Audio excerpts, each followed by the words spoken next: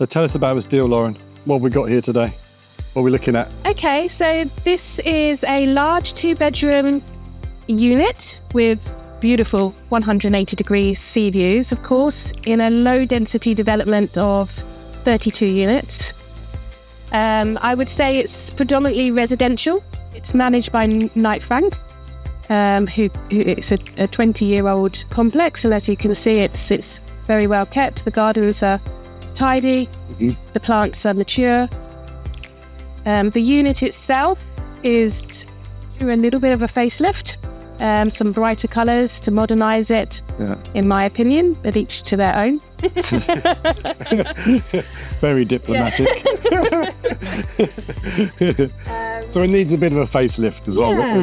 What we're saying. Just brighten it up a little bit, but actually I don't think you would need to spend very much to make it feel warm and homely. No one's living here currently, so obviously that adds to the current atmosphere.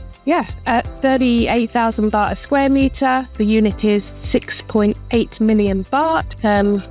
You get to look at this every morning, afternoon and evening. In need of some renovation. I do notice as well we've got quite a large kind of balcony, which seems about as big as the internal space as well. Yeah. When I first saw this, I thought if you could close off a bit of this balcony, it would be fantastic. Normally in a building like this, you would have to submit any plans such as this to the other owners to make sure that no one objects. But in this case, it looks like they are relatively flexible, and as long as it's done within keeping of the general outlook of the building, then we can extend the internal space. Because this here is plenty of outdoor space, of course.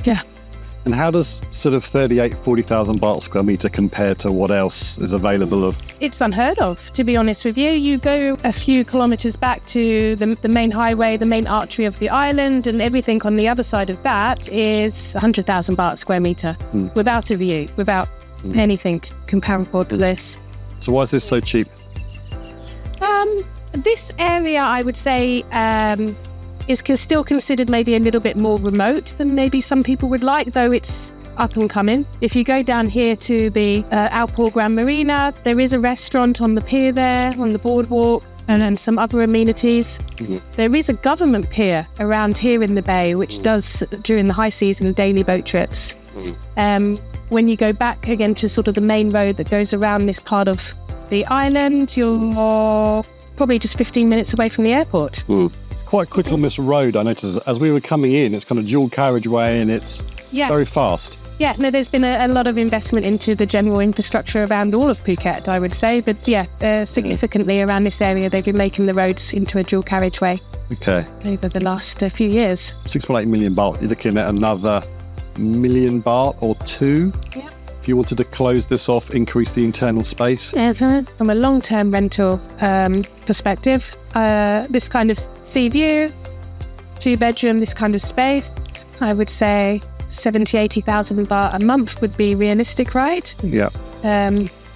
Which even after deductions gives you 10%. Absolutely.